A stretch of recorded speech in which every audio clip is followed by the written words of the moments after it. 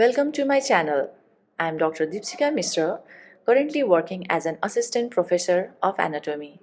Today, I am going to explain about anatomy of appendix and its clinical significance. So let's start our class.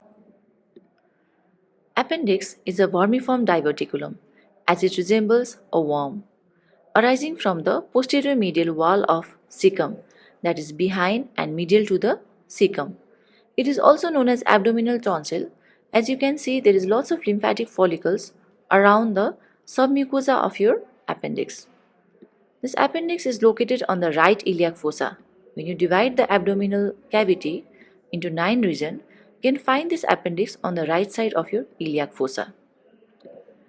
The dimension of appendix can be quite variable, ranging from as short as 2 cm to 20 cm, but on average it is about 9 cm with a diameter of 5 mm. The parts of appendix are base, body and tip. In this diagram, you can see this is the ileum. Below the ileum, this is all cecum. Above that, this is the ascending colon. This appendix is present posterior medially to the cecum. The part that is attached to the cecum is the base. The one that is extending from the base is the body, ending into the tip. Appendix is held by a peritoneum fold. This is known as mesoappendix. And you can see the appendicular arteries running into this mesoappendix supplying to the appendix. As the tip of appendix is free, it can point to any direction, just like the hour hand of a clock. Depending on where it points, it is divided into 6 positions as listed in this slide. For a better understanding, let's look at it diagrammatically. On the left picture of this slide, we can see the different hour hands of a clock and compare it with the picture on the right, which shows the different position of appendix. The most common appendix position is the retrocolic or retrocecal. That is, the appendix is either behind the cecum or even behind the ascending colon. The tip is facing towards the tubercle position. The second most common is the pelvic, or facing the tip of the appendix is facing towards the 4 o'clock position. This is the second most common. The one that is facing towards the spleen is called splenic or 2 o'clock position. It is of 2 types, pre-ileal and post-ileal. The pre-ileal is the most dangerous one. If the inflamed appendix gets ruptured, it can cause diffuse peritonitis.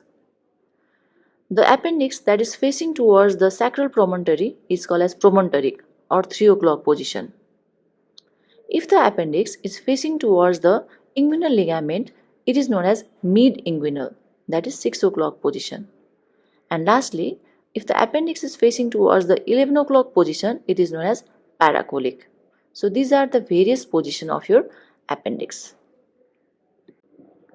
Coming to the blood supply, the appendix is supplied by the appendicular artery. It is the end artery.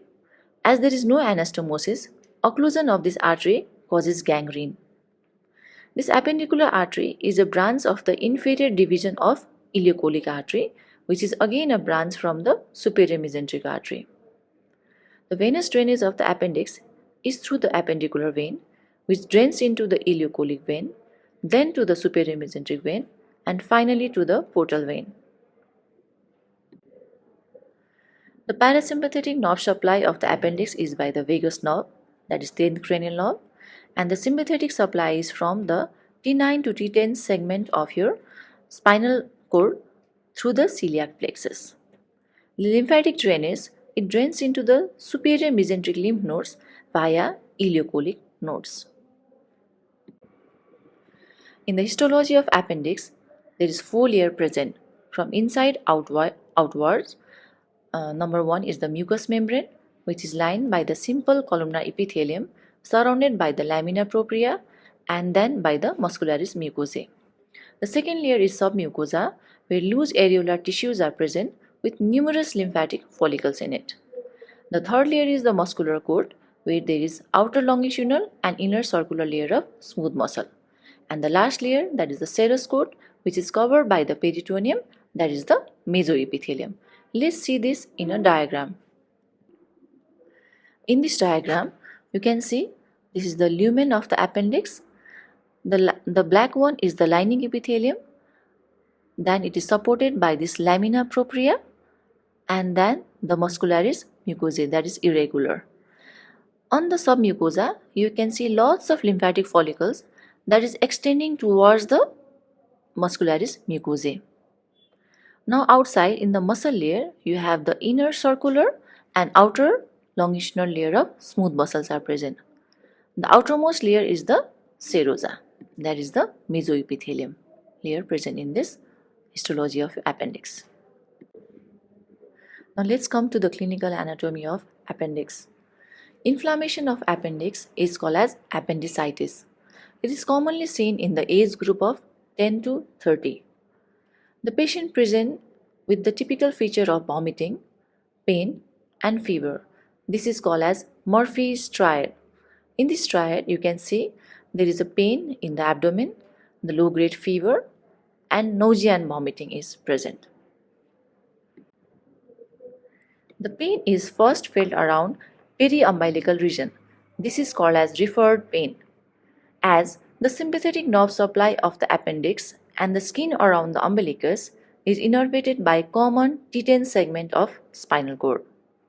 Later, the pain is presented at right iliac fossa due to involvement of parietal peritoneum with increasing inflammation of appendix. Later again, on deep palpation, there is maximum tenderness at McBurney's point. It is located 1/3 of the distance from the right anterior superior iliac spine to umbilicus. This is the site of maximum tenderness in appendicitis.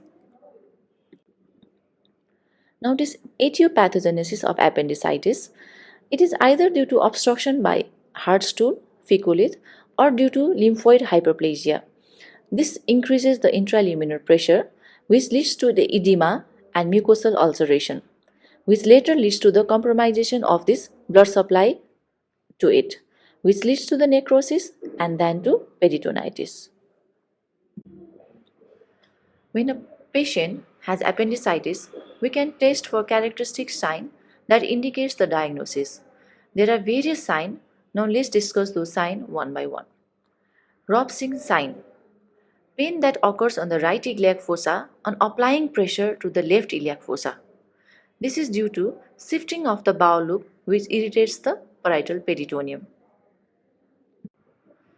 Now this is the demonstration showing the Robson sign. When the pressure is applied in the left iliac fossa, the pain is present around the right iliac fossa. The next sign is the Suarez sign. Pain felt on the right iliac fossa on extension of the right hip joint. So when the appendix it is in retrocecal position, the contraction of the psoas major muscle irritates the inflamed appendix, causing pain. So this is the demonstration showing the psoas test, where the patient hip is extended and there is a pain felt on the right iliac fossa on extension of your hip joint. The third sign is the obturator sign. The pain is felt on flexion and internal rotation of right hip joint.